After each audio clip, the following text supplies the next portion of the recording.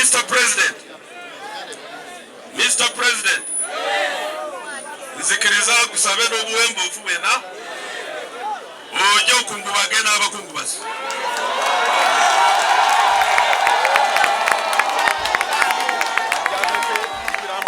Assalamu alaikum wa rahmatullahi wa barakatuh. Fight on, fight hard, Mr. Update, fight hard. Lwana Sejirinya Lwana Sejirinya Lwana. Watu yatugamba tetugezanga ko netumugamba nti umula mirembe. Byali bigambo bya Sejirinya n'agamba obusajja bunzise ate mwe muli mu kugamba nti mpumule. Lwana Sejirinya Lwana. Nafo tuwadde ekyokuyiga Sejirinya tetugenda kuwumula oba tuli balamu oba tuli bafu, tujja kulwana kuba tumanye tetukoma mu bulamu buno bwa mibiri. Lwana muganda waffe Sejirinya. Kyanaku nnyo mu biseera nga bino ojja kusanga bannanfuusi nga bagezaako ne mu bufu okukakanya omuntu. Nakigambako baganda bange abasiraamu ti Sheikh Muzata alina irimu ze yalikodinganga nga ne bwoba oli mu diaspora oli Take omwana wonna Uganda avuga special ng'ateekamu irimu ya Sheikh Muzata, oba mu katuliki oba mulokole oba musiraamu, ffenna nga tuwuliriza irimu za Muzata nga ziringa nnyimba ng'obanga ataddemu non-stop. Era ng'abo abaatwala Sheikh Muzata bakimanyi ti Sheikh Muzata ne bw'aba afudde ajja kusigala nga w'amaanyi. Kyova olaba baafuba nnyo okulwanyisa legacy ya Sheikh Muzata. Sheikh Muzata n'afa naye ne bamakinga sure ekitiibwa kya Sheikh Muzata kirinnyirira mu ngeri yonna esoboka. Mubimanyi baganda bange basebo ne banyabo naddala mu abasiraamu okumakinga sure bakakanya ekifaananyi kya Sheikh Muzata aleme kulwana newankubadde bamugye mu bulamu bw'ensi eno. Tukirabe nnyo obunanfuusi obwo tubulabye emirundi mingi nnyo ne ku Sejirinya ono tubulabye obunanfuusi obwo mu bulamu ne mu kufa. Mu bulamu mwena mujjukira oluvannyuma lw'otulonda ne mutuwa obuyinza naffe ne tutandika okugaba n'obuyinza obwo ne bannaffe be twali twesiga. Gwe tukulembere wano, gwe tukulembere wano. Ate ng'enkola yaffe bweri ti bwe weesiga omuntu omwesiga n'obuvunaanyizibwa n'akuleetera results.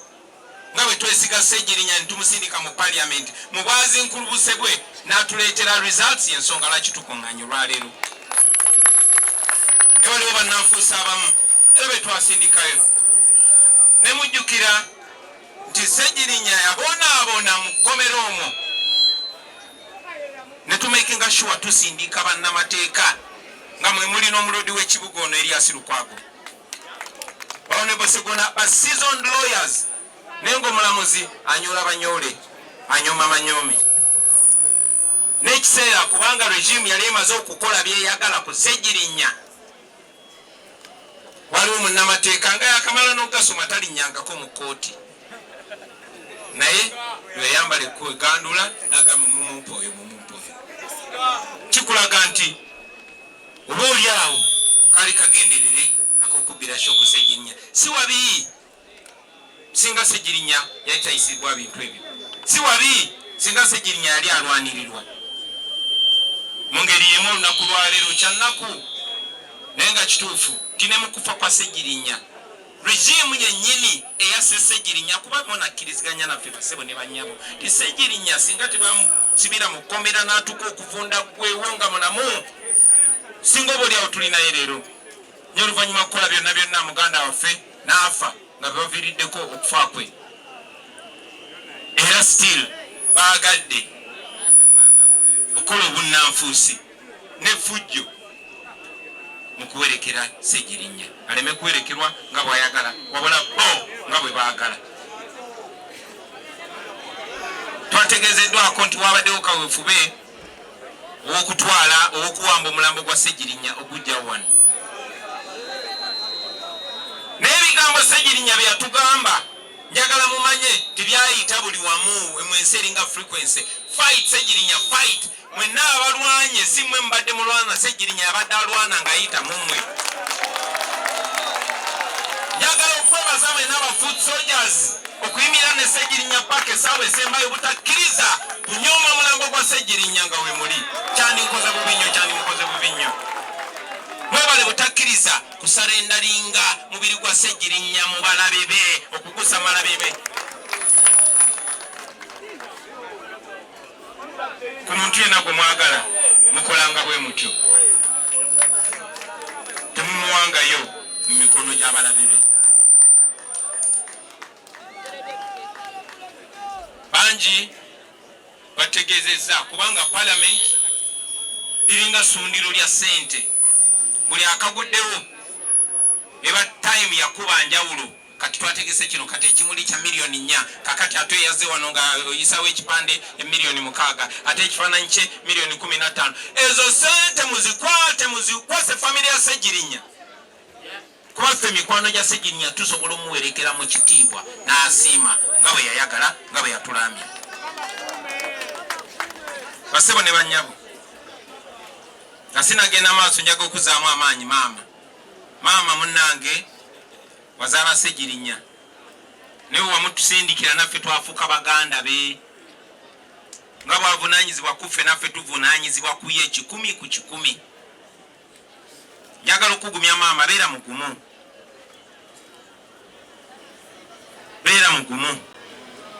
mukuwa Ssegirinya ekitiibwa maama njaga okuzaamu amaanyi kamera z'ensi yonna ziri wano obubaka bujja kutuuka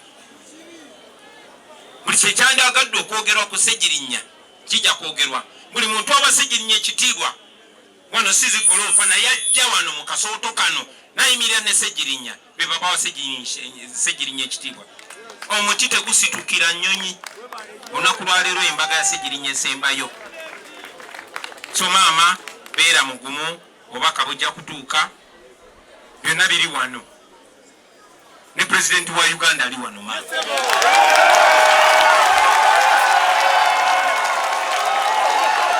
beera mugumu totya basebo ne bannyabo olwaleero tukuŋŋaanye wano okwerekera omusajja atali wa bulijjo omusajja omuzira omusajja ow'amaanyi omusajja eyayimuka ng'ava mu bwavu obw'ekitalo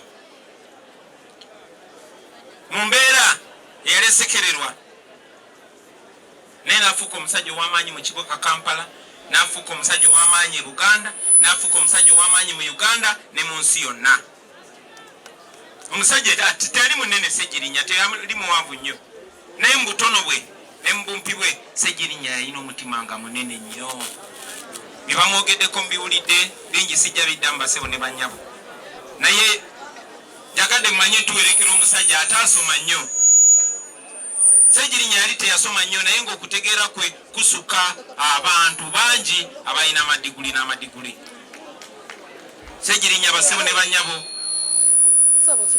teyali economist Ssegirinya abadde simunnabyanfuna owazi diguli naye Ssegirinya ng'ategeera ebyenfuna eby'omuntu wa wansi omukyala akola mu katale owa bodaboda akola mu wino n'abalala afaanana bwe batyo Ssegirinya abadde muntu musaazisaazi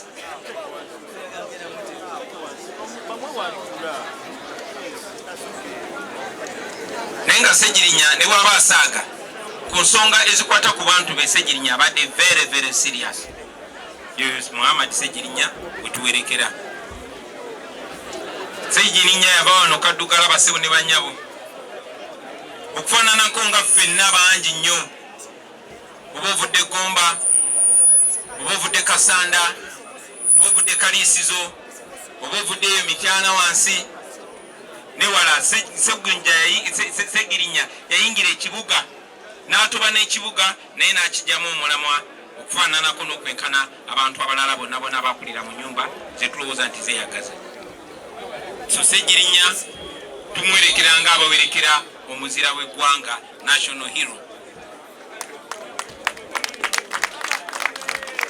twategezeddwa nti wabaddewo request abapoliisi abasindikiddwa palamenti nga bagala okusaamu Ssegirinnya ekitiibwa okuba amasasi nga tumuziika.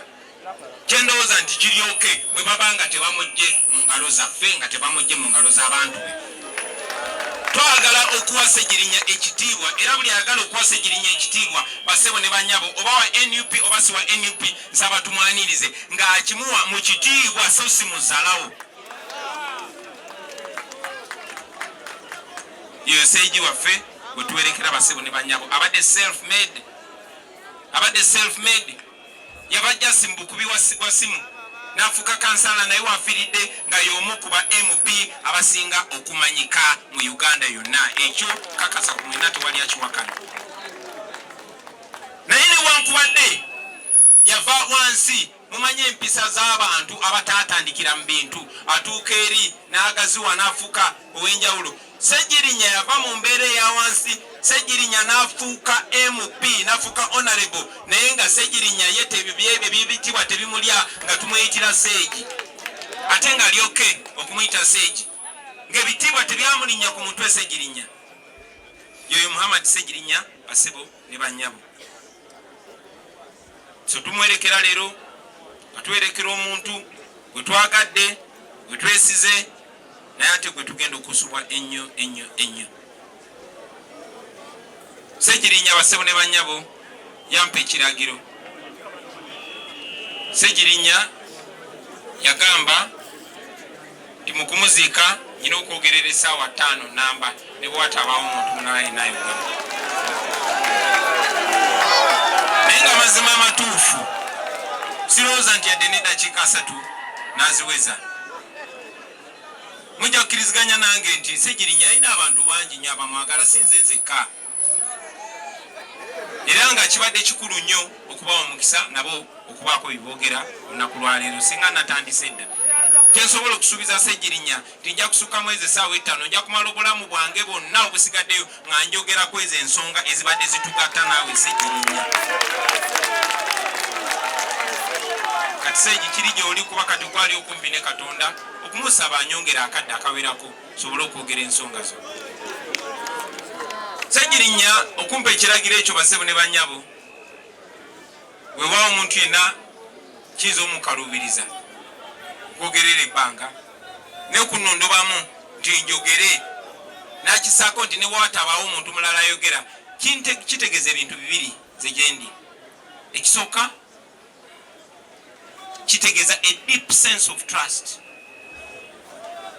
kitegeeza obwesigwa Sseegi bwe yanninamu okujja mu maaso gammwe okwogera ebigambo bye yandyagadde byogerwe nga ye takyasobola byogera.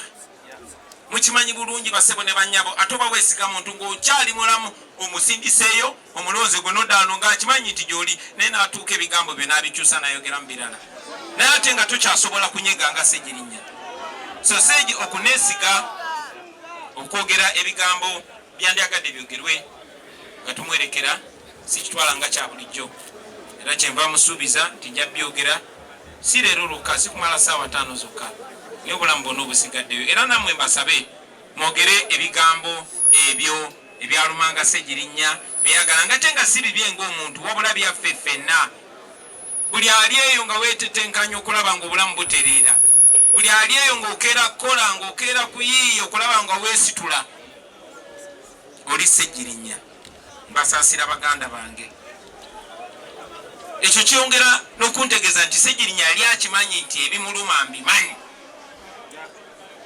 Era basebo ne bannyabo ebigambo byenjogera olwaleero si byange, byani?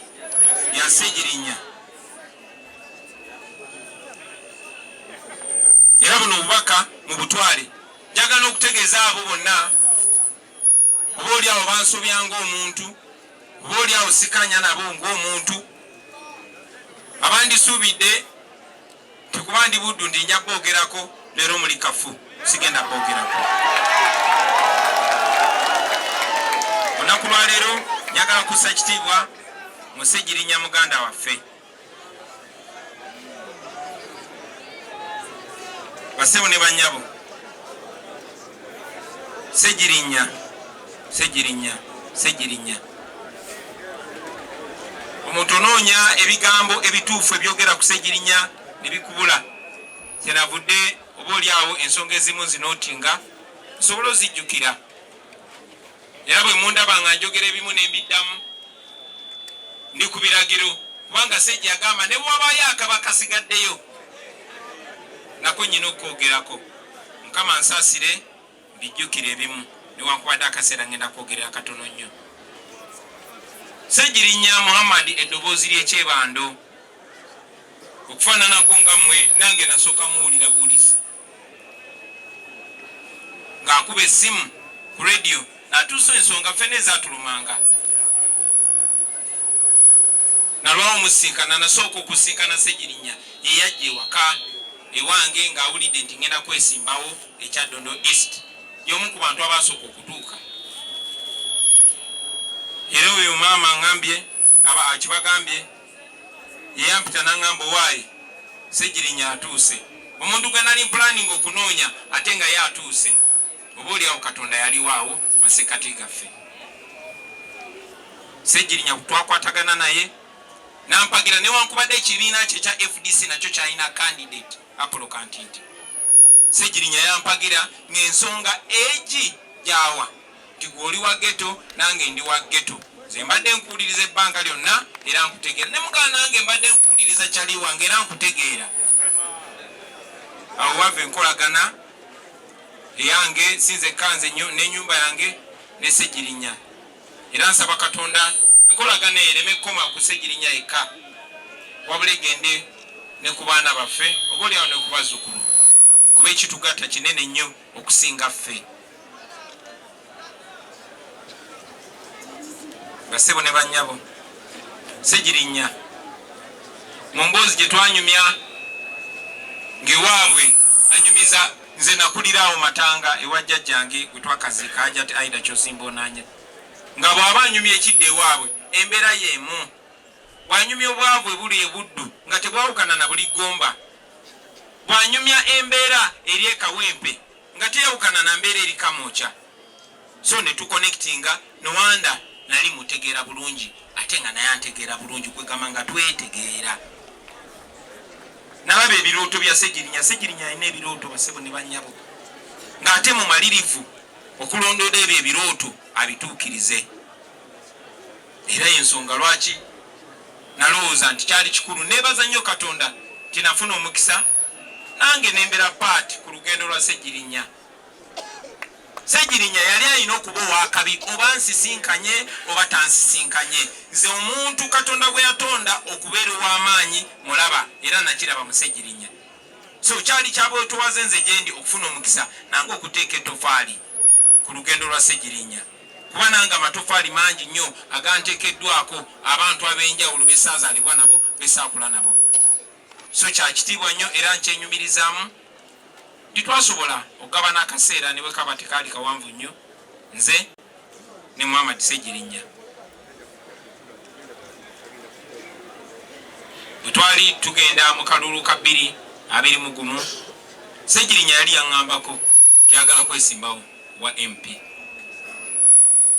Nga bwe ntera omukuba olwayo ne mugana naye Ssegirinya ogenda kwogera luzungu ki? N'agamba Mr. President nze nsinga Amini oluzungu. Naga nze ondaba wano Amini tolaba ebyo byonna bye yakola naye nze musinga oluzungu, ate ng'ali mutuufu. Ne twogera ne ku by'ebitabo era nakakasa nti alina ebitabo bye, naye era yali yansuubiza nti agenda kuddayo asome, era Ssegirinya yaddayo n'asoma. Era mbadde nsinkanye omu ku bakulembeze wano ng'abadde asoma ne Ssegirinya ku university. Yoyo Ssegirinya. So bwe twali nga twagala MP agenda otukiikirira e Kawempe North, nga bwe mmanyi nti omulamwa gwe tuyimiddeko gwe gukiikira Bannayuganda abasinga obungi naddala abanyigirizibwa. Era nga bwe mmanyi si kyakwowana naye ekibiina kyaffe ekya NUP kye kibiina eky'abantu Bannayuganda. Era n'abakulembeze bonna beesimbawo bakimanyi bulungi nnyo nti osobola okuwangula ng'okozesa ekimu ku bibiri, era ng'okozesa maanyi ga mundu nakugulirira na sente, oba ng'okozesa maanyi g'abantu. Era bamanyi nti amaanyi g'abantu gali mu National Unity Platform.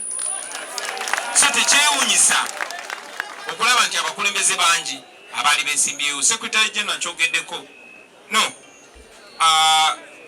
Honorable Mwanga Kivumbi atukulembera mu Buganda Caucus kyogeddeko nti waliwo Alhaji Latif Sebagala, oyo ye imamu wa parliament. Assalamu alaikum. Ye yali imamu wa parliament nga kyali mu parliament. Ate nga bwendi swipe nga buli wansanga gana ego swipe tokyayagala kusalamu ngenda kufuna wudu nga mpeta.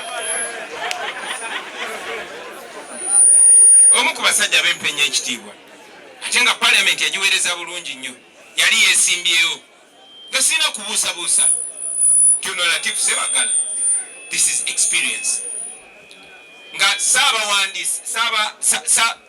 Saba testes ow'ekibiina gwe bayita Kidandala Sulaiman naye yali yeesimbyewo nga alina masters degree. Ye Saba testes w'ekibiina yateekerateekera ekibiina nga naye yeesimbyewo nga waliwo noono zinkulubuse. Sejirinya ajja olumu etayi etunudde eri, olumu etayi etunudde eri, najja nabyogera naye ng'akiikirira abantu. Bw'eri nkola yaffe basebo ne bannyabo tetukkiririza mu maanyi g'abantu. Abantu kye bagamba kye tugenda nakyo. Era enkola gye twakozesa ng'era gye tujja okukozesa yali yakugenda mu bantu. Era Sejirinya namugamba, Sejirinya oli kyali wange naye okubulira amazima ali abasajja nga ba intellectual onoobasobola nene mu amagezi ne mugaba Sejirinya genda mu bantu n'agamba totumye weesitukidde taata. Sejirinya n'agenda mu bantu n'ayogera n'abantu. N'ekiseera ekyo twafuna akaseera akazibu, twayanguyirwa nnyo okusalawo kubanga kyali clear ba MP abalala bonna bonna, naye mujjukira nti kaadi eya Kawempe North twasooka results ne zijja naye nga results ezaava mu bantu twalina vetting wano nga mukuvetinga mukwogera oluzungu. Sejirinya nga takwatamu nnyo ng'abyogera ng'afunaana banne ne bafuna 7 naye ne tugenda ku ground mu bantu Sejirinya ng'akomawo na 85 banne bali 45 bwe bandita results ezo ne ŋŋamba oyo Lubongoya ne mugamba kakati kikyo ŋŋamba ekirala abantu boogedde naye nandaga petition kubanga Saba testes w'ekisaala kyaffe ekyo yawandika ne petition n'agamba nedda Mr. President kino tekiyinza kuba kituufu. Abantu b'e Kawempe obayita balalu nga balonda ono Sejirinya babigese ne ntuma abantu baddeyo era nengetinga personally involved nengambe n'ensonga njagala gigoberera ndabe gye ggwera. Bwe baddayo ku mulundi guno ate bakomawo nga 9 ku 10 be bagamba si 8 nga luli wabula 9 ku luno nga bagamba twagala Sejirinya. Era neŋŋamba akakiiko ne mmagamba bannaye tuli maanyi g'abantu. Twafuna okusoomozebwa kubanga waliwo amaloboozi mangi agaba abaasoma abo abayivu nga batuwa amagezi nga batwagala nga babino babitubulya mu kwagala ne bagamba naye kakati Kyagulanyi wuliriza. First of all, okay, gwe naawe kennyini obadde mulaase ennaku 2 eziyise. Kakati tukwesize kubanga tulaze nti osobola okuleeta enkyukakyuka. Naye kati kino ekibiina kito toyinza kuleeta omu ku bankubira yagamba you cannot bring this riffraff mulodi riffraff kinyinyonnyole mu Luganda ekigambo eky'Oluganda Awadda nga bw'oyogeraawo nomuyita zinkulubuse. Toyinza tuleetera bano bazinkulubuse nti ababeera MP. Kyagulanyi abantu b'e Kawempe bawe ekitiibwa. Konze nti abantu b'e Kawempe mbawe ekitiibwa kyova olaba mbawuliriza. Ekyanzizaamu amaanyi basebo ne bannyabo kwe kuba nti olumu nali ngenza okusoma emisa e Rubaga. Omu ku bafaatha abali highly political nanzize ebbali nangamba why tetubategeere wala yonna wali clear. Ssegirinya waffe lwaki temumuta father si msheke naye father waite ennaku bbiri waliwo omu ku baprofesa abatusomesa e Makerere nampita tunywemu kacaayi nga manyi oba agenda kuŋŋamba biki nanze bayi nagamba gwe muvubuka olaba abantu kibakwagaza gwe wasinga okusoma nedda gwe osinga obukulu nedda gwe osinga okuba n'obumanyirivu mu byobufuzi nedda oloza lwaki bakwesize tekubamba kiikirira nagamba tuwe omuntu akiikirira abantu basebo ne banyabo tewaliwo okulonzalonza kulala bonna netulangirira ekyo abantu b'Ekawempe North tebaali batusabye ye mubaka Muhammad Ssegirinya.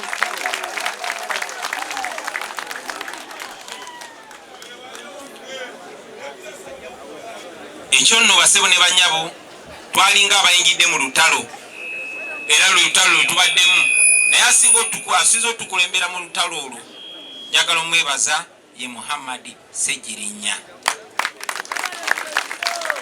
When again in parliament nabagamba if the parliament cannot come to the ghetto will come to the parliament.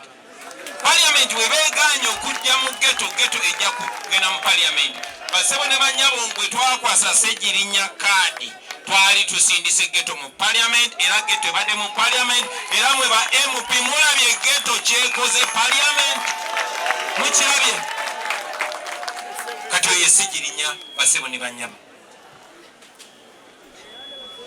Nebaza Katonda era nkyenyumirizaamu nnyo ekyokuyimirira ku magulu ffenna ng'ekibiina ne tukalambira ne tukola abantu kye baatugamba kuba Ssegirinya yatukakasa yatuvindicatinga. Njagala babulira amazima nawuliriza abantu twawuliriza abantu naye nga tulina obweraliikirivu naye nga tegonnaba nakuwera mwaka Ssegirinya obweraliikirivu bwaffe bwonna era abanza okuteeka ebbali. Mwamulaba yatandikirawo